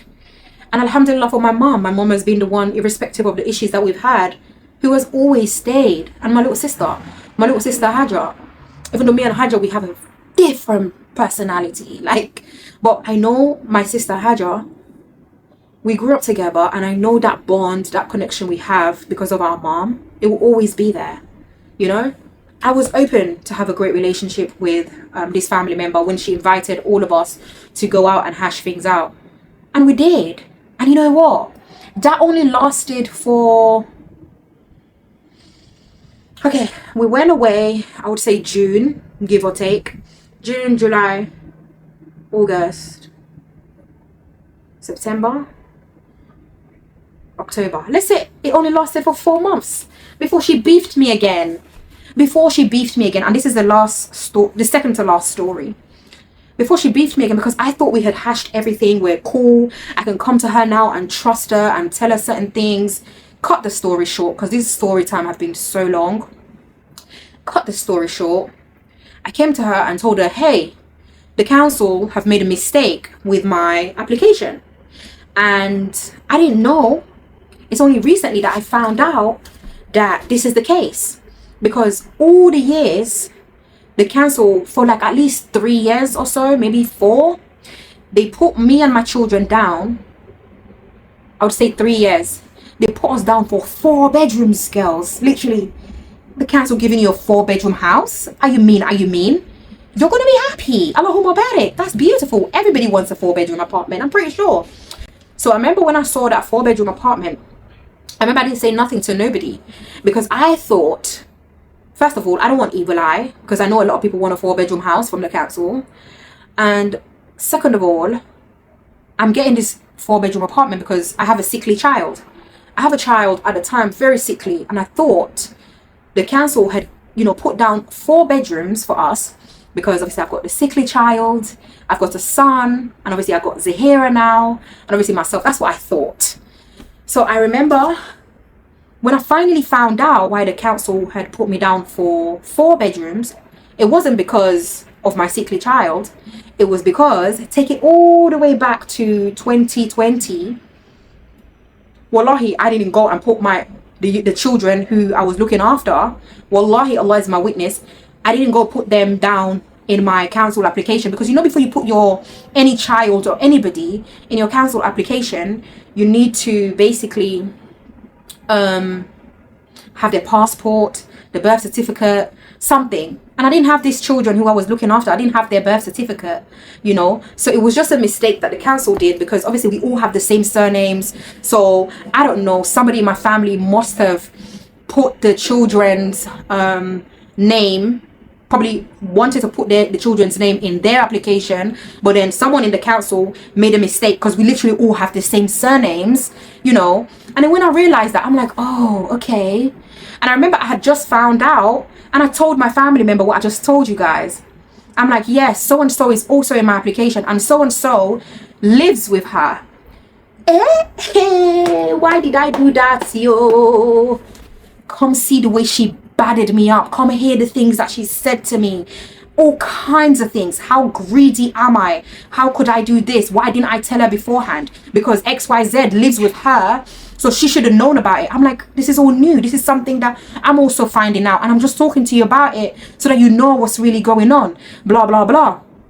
And at the time, it's just long. I don't want to go into it because obviously other people are involved as well. I'm like, I'm only telling you because I thought we could trust each other now, and I thought we're cool. Like, what's going on? Battered me up. Went in the group that we were all in together, battered me up. Well, you know what I do nowadays? When I know somebody's trying to trigger me, when I know somebody's trying to use vulgar words, hurtful words, I don't read it. I deleted it. I deleted all the conversations, but I knew they were vulgar, because when you would just kind of skim through, and when we had a conversation, called me all kinds of greedy, all kinds of horrible names, all kinds of stuff.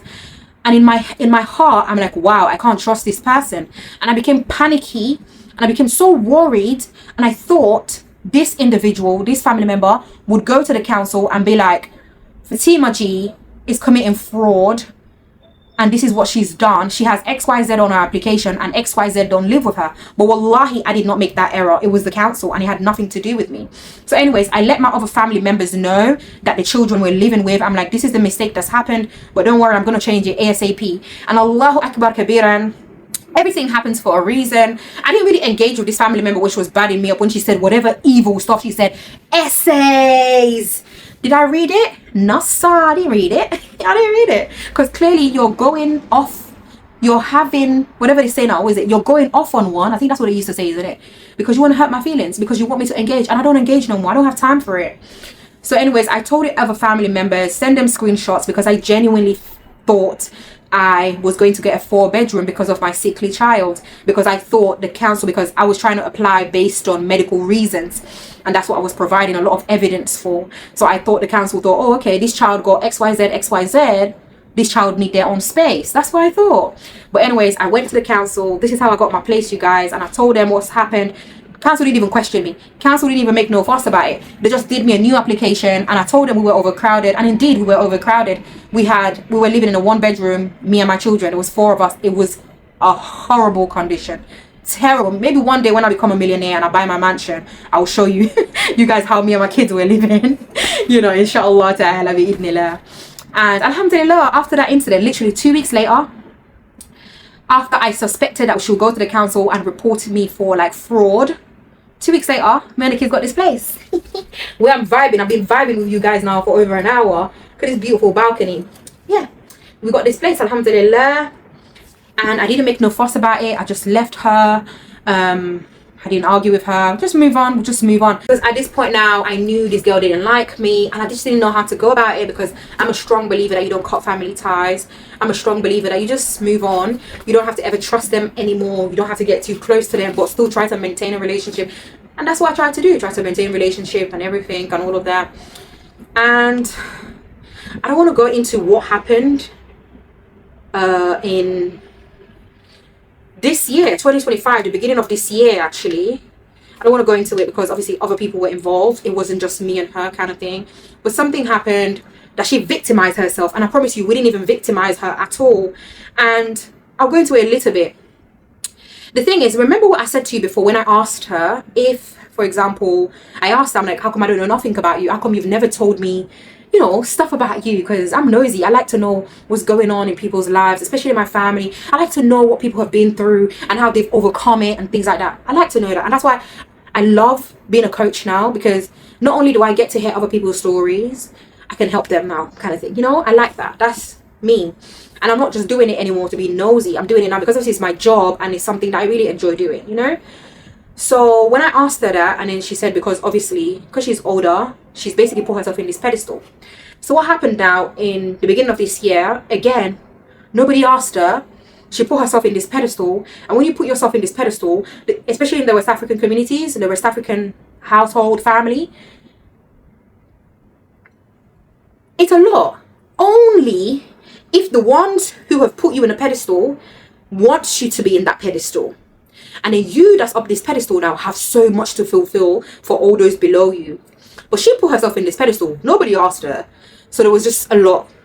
I don't want to go into it. But yeah, whatever, blah, blah, blah. Like I said, there was other people involved, so I don't want to go into it. So it wasn't me and her only. So anyways, that went on. I didn't care. I'm cool. Like, I don't have beef with nobody. I don't care. I'm living my life. I'm trying to do better. I'm trying to improve myself, everything. I don't care. I don't have an issue with you. You've got an issue with yourself. We move on, we move on, we move on. This is the last part of the story now where I'm done. Okay, and then I'll conclude this story time. Now, what happened? I was talking to one sister one time. We were just catching up. We were just vibing on the phone. As a matter of fact, I should call this sister.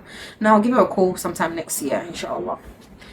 Because the truth is, I know I don't even sound like I'm grieving, but oh my Allah, this has been so amazing talking to you guys. Because I feel like if I wasn't talking to you guys, I'll probably be crying over my cousin, you know. I mean, we'll make dua for him now.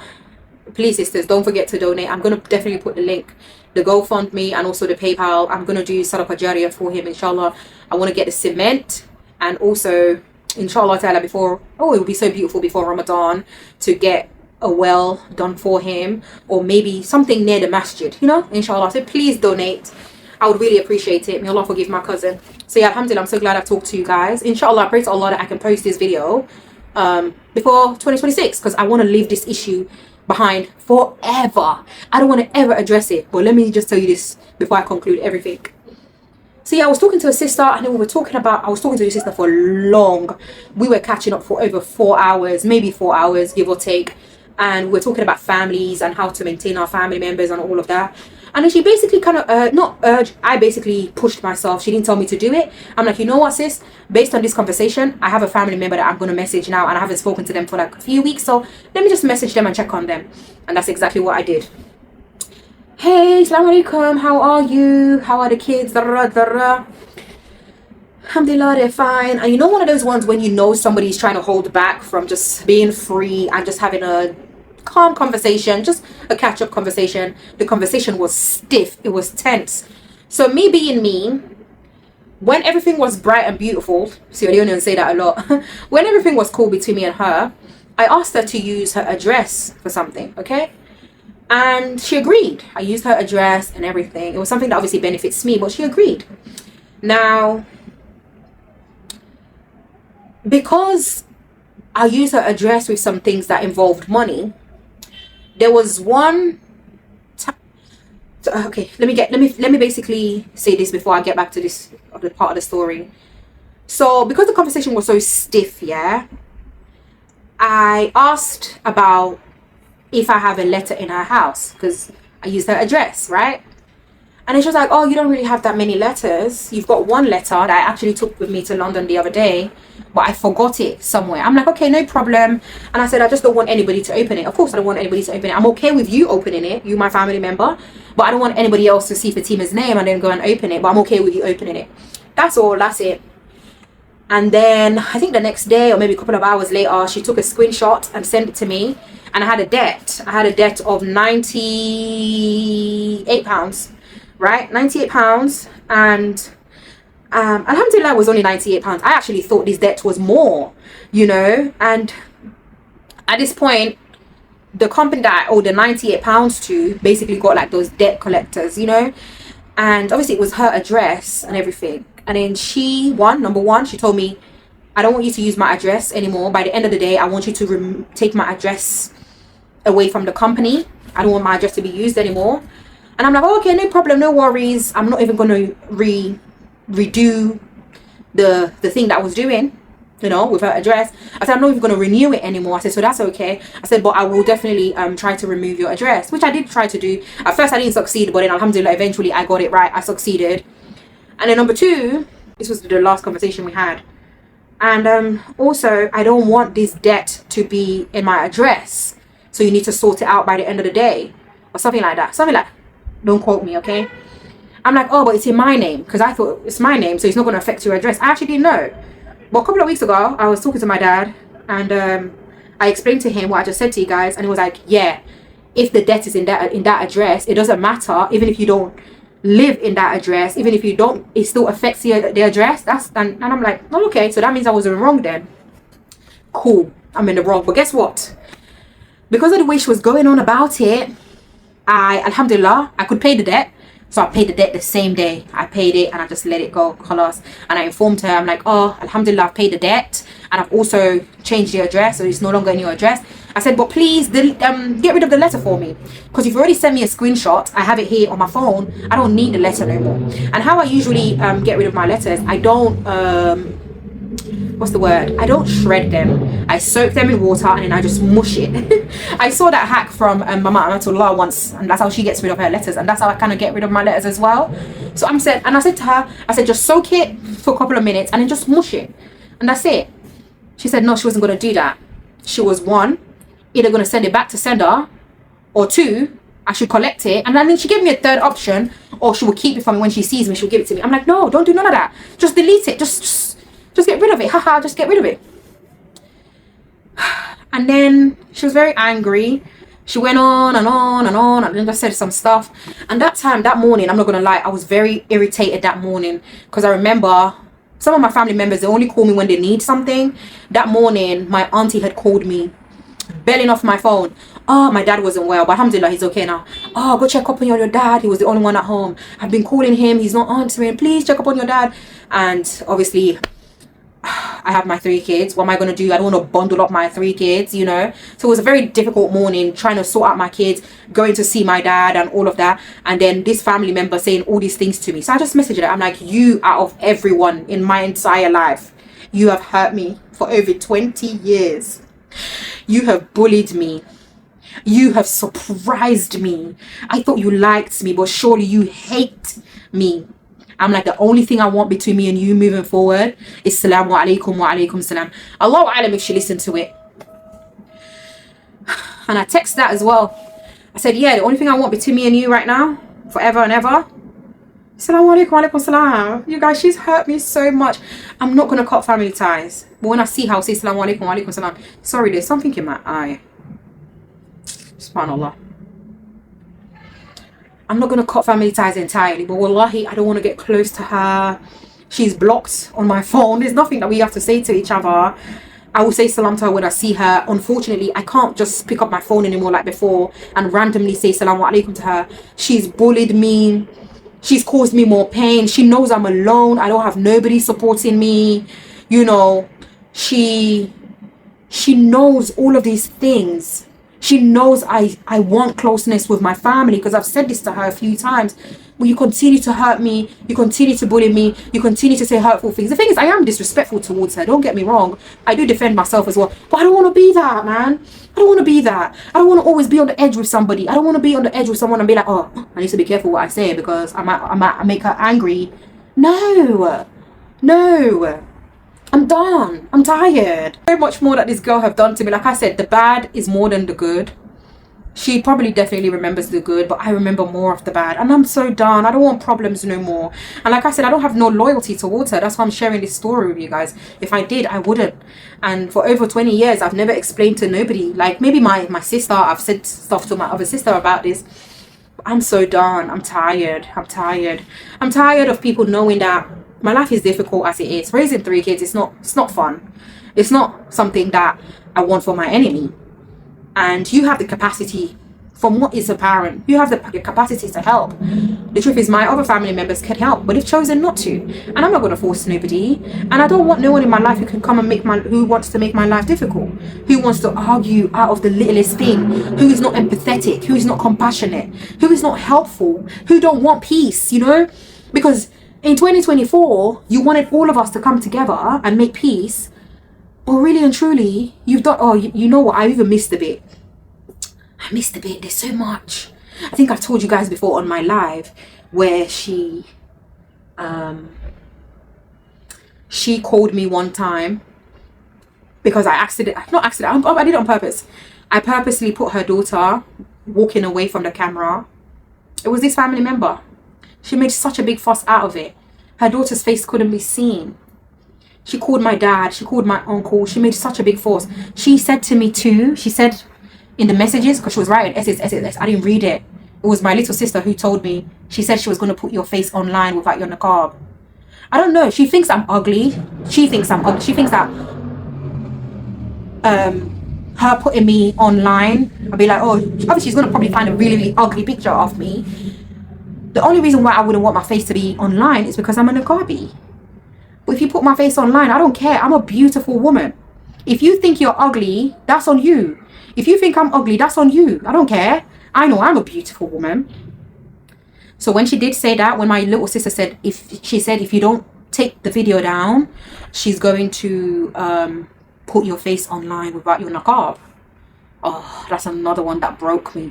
Come watch me on my laptop figuring out how to not remove the video, however, just basically edit it. And I did. I edited the video where her daughter was, heavily edited it. You won't even know. All of that, sisters, all of that. If this is somebody who cares about me, she would have understood. It's just a video of her daughter walking away from the camera. And I just thought it was so cute because her daughter and my daughter really get along. My daughter really loves her daughter. So it was such a cute scene, you know, seeing them walk away together. That's why I had that part of the video on repeat, because I just thought it was so cute. It wasn't to offend her in any way. And I thought we were cool. And you know, when you're cool with somebody, nothing triggers you so hard that you pick up the phone and call my dad who was chilling in Sierra Leone having fun. It's hatred. It's hatred. And I'm not here encouraging you guys to cut your family ties. I'm not cutting family ties. Like I said, I will definitely, when I see her, Assalamu alaikum, how are you? Alhamdulillah. Alhamdulillah, Allahumma barik. But I promise you, I can't allow her in my space. Wallahi, going into 2026, I just want peace. I just want people who are nice, people who are compassionate, people who are loving, people who loves the deen of Allah, people who don't want problems, people who know how to communicate. Like if I wrong you, I'll be like, yo, Fatima, I'm not okay with what you did. Fatima, you've put the back of my daughter on your YouTube. I'm not okay with that, you know. Please, could you kindly take it down? But you know what she did? She tried to gang up on me. She tried ganging up on me with my other sister, who the video was really about. It was that video where my sister got married. And I was just hyping her up, thinking, I don't know about it. Yeah, my sister got married. Whoa. If she really genuinely didn't want to gang up on me, she wouldn't have come on the phone with my sister who the video was about. And alhamdulillah, my sister who the video was about didn't mind. I talked to her, I talked to her husband. They were cool. They were like, keep it up. It's all right. You were vibing. You were just bigging us up. And alhamdulillah, if my sister who the video was really about, who it was her wedding, if she had said, you know, I don't like the video, please take it down, wallahi, I would have taken it down. But when people try to gang up on me, you've met your match. But obviously now I don't like to do all of that. So I'm going into 2026 with peaceful mind, clear mind, letting all of this issue go. This is issue that's been going on for over 20 years, ladies. I'm tired of it. I'm tired. I want peace. I want people who can communicate with me. I want people who are empathetic. People who like me. I'm sorry, I don't want to be around anybody who don't like me. I don't. And that's even if you're family. I really want peace. I want peace of mind when I'm raising my 3 children. And in 2026, I really want to build a community. And I just don't want her to be part of that community, unfortunately. Because I know she doesn't like me. She doesn't have the same empathy that she has for other people. She don't. And the thing is, I really thought she cared about me after the trip that she set up. And I thought she would defend me. Because I kind of wanted her to be like my mother figure, you know? I keep saying this. There was an issue that happened between me and her sister, Halima, you know? From another mother and another mister. Halima was hyping it to me, and I promise you, Halima has never hyped it to me. Never. Like I said, I trusted Halima. I felt so safe with Halima. So there was one time we were all under pressure. The day before, my grandma had passed away, and on the day itself, my sister was getting married. So it was like, not only were we grieving, we also were sorting out a wedding. So I was talking to Halima. I'm like, Halima, the limousine needs to go. My sister is not going to be ready to come into the limousine. Halima, listen to me, Halima. Like, and then Halima was a bit triggered. Back off. And at the time, I didn't care. At the time, I'm like, I was in the position of making sure that my sister who was getting married was okay. And I was also grieving my grandmother. I'm like, no, listen. Back off. First of all, call me auntie. I'm not gonna lie, I don't even remember how the situation diffused. Halima is definitely older. I'll say Halima is probably like in her early 40s, but we kind of all grew up together. So I've never called Halima Auntie Halima. You know what I mean? I've never called Halima Auntie Halima. So how are you telling me after 110 years of knowing you to call you auntie? So nothing clicked until the next day. I'm like, hold on. I went to Halima to tell her that she has to make the limousine go because the bride is not going to be ready on time. And then Halima was hyping it to me, telling me to back off. This is a new story now. And then Halima told me to call her Auntie Halima. Brother, let me message Halima. You know me, I'm gonna chat. I don't know. This is one thing about me that I don't want to let go. Like, I could easily just ignore it and move it, but I can't. If you trigger me, you're gonna find out about it. If you upset me, you're going to find out about it. So I messaged Halima. I'm like, I'm not okay with the way how you talk to me. I didn't like that. And then she messaged back, if you have an issue, call me and then we can talk about it. No, clearly I have an issue. I'm messaging you. You message back. Or if you want to talk about it, call me. I'll pick up. And then I told my family member, who obviously is, Halima is her really good friend, like sisters. I'm like, I'm not okay how you witnessed Halima talking to me like the way she did. And you did nothing. You didn't say nothing to even defend me or to try to diffuse the situation. Did my family member say, I'm gonna screenshot it and send it to you? Because I chat, I'm gonna tell you. This is how I am. This is how I mend relationships. This is me. I can't sweep things under the rug. If you upset me, even if it doesn't click that very moment, but when it does click, I'll come to you and be like, I'm okay with the way you talk to me. And as my family member, you automatically defend your family member, but she's never defended me. So you guys, I'm done. That's my story. I'm going to leave it in 2025 forever and ever. I'm going to let it go. I want people who like me. You don't have to love me. You don't. Because I love me. However, you have to like me if you want to be close to my space.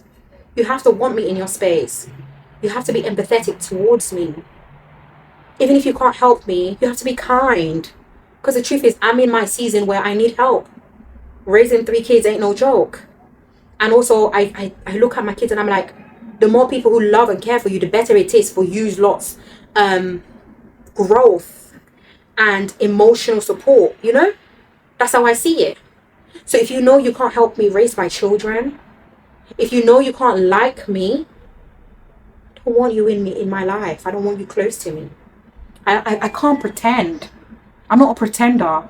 And the thing is with me, I used to love so deeply. Unfortunately, I don't love deeply as I used to, but I know I'm kind. I'm a kind person. So I want kind people around me. So even if that's family, I'm going to just stay back a bit. This is how I feel now. It might change in the future. Who knows? She might heal, because clearly she's a very traumatic person, because hurt people. She might heal and might one day really become a kind and gentle person towards me. Not gonna lie, she's very kind and gentle to other people, but when it comes to me, and respectful to other people, she's not kind, she's not respectful, she's not gentle. And again, I have to emphasize, I'm not cutting ties. I'm not cutting ties. I'm not. For my own peace and sanity and the love that I have for myself, I'm leaving it in 2025. I am. Because family members sometimes can hurt us. And for me, unfortunately, most of my hurt have come from my family. Yeah?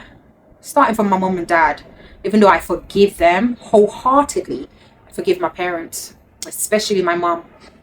But most of my hurt have come from my family. And I don't have the capacity no more to be hurt. In 2026, my feelings, people are not going to hurt my feelings. In 2026, it's all about growth, compassion, reconnecting with people, working on my deen, spending time with kind people, growing, and building the community that I really want to build for myself. Whether family come along with me or not. Definitely new friends, definitely. Because I feel like, unfortunately, I can't mend my old friendships. Because we don't have the same... I don't know. Which word am I looking for, sisters? We don't have the same things. Apart from the deen, there's nothing else I can say my old friendships we have in common where we can come together and create a community. I need a community, you guys. Today is the second day since my cousin passed. And there hasn't been a community knocking on my door to be like, well, go on, what's good? You alright? How are you coping? I came to give you a hug. So that's all 2026 is going to be about. Kindness. I'm going to choose a keyword, which I'm going to share with you guys. I like odd numbers. I don't want to choose just one. We're going to work on 3 keywords, right? One of them is going to be kindness. Definitely kindness. I want kind people around me. So yeah, that's my story. That this family member hates me. And I can't allow it anymore to go forward. Doesn't affect me as it used to, because it did hurt me, because I loved them. When you love somebody, you keep forgiving and forgiving and forgiving. When you love someone, you always want them close. And unfortunately, it's not the case anymore. So thank you for listening. If you've listened this far, I appreciate you all. If you can mend your relationships with your family, mend it. But unfortunately, I've tried and tried and tried. And also, they've tried and tried and tried. It's been both ways. We've both tried. It's just not meant to be. We won't cut family ties. I know that. I won't. However, I just won't pick up the phone to say, what's up? I won't text anymore because now I don't want to. I don't want to. So thank you for listening. You can advise me in the comment. They're still my family member, so I don't want anybody to say anything horrible about them in any way. This is my story. I'm sure she has her own. But yeah, these are some of the things that really affected me. There was more, but these were definitely ones that changed my brain chemistry, and I'm finito. I'm collapsed. I'm done. All right, thank you, ladies, and please don't forget to subscribe. We have a lot of stories in this channel. I have a lot of stories. I'm okay sharing them. I'm fine sharing them, and we continue to move. I won't talk about it. I won't talk about it ever again. I've let it go. I won't talk about it with family members. I don't want to chat about it. None of you try to make peace. None of you try. It won't work. It won't work. Because the thing is, her hatred for me is deep. So it won't work. So just make that. Inshallah, maybe one day I'll get back to the stage where I will start texting and be like, yo, what's up? Assalamu alaikum. But for now, no. But anyways, please donate to my cousin's GoFundMe. I would really appreciate it. And thank you for listening to me. This was very healing. And today is the 30th of December, 2025. So inshallah, I hope I can post it by tomorrow, the 31st of December. So we leave it in 2025, okay? Inshallah. Thank you so much. I love you guys. Which way? Yeah, this one is better. I like this way. I love you guys, and thank you for listening. You guys are my friends. Thank you for choosing me, and I appreciate you all. And I can't wait to have another beautiful year with you guys, inshallah. And I'm so grateful that I've separated my channel. So this channel is all about healing and growth, and the other channel is all about parenting and all of that other stuff. Again, I love you. Assalamu alaikum, and take care of yourself, and may Allah bless you all, and I'll see you guys in my next video. Assalamu alaikum. Bye.